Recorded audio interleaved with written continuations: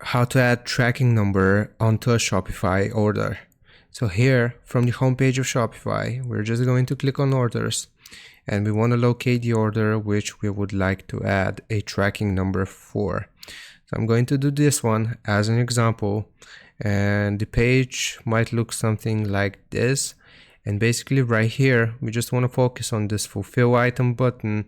And if we select it, it will open up this fulfillment page. Now you will see tracking information, add tracking to improve customer satisfaction. Orders with tracking let customers receive delivery updates and reduce support requests. So right here, if we want to add a tracking number, we will simply type it out right here. And we will choose the shipping carrier by clicking on this menu and then choosing it from this list that appears here. So I hope this helps you out. Leave a like and sub, and I'll see you next time.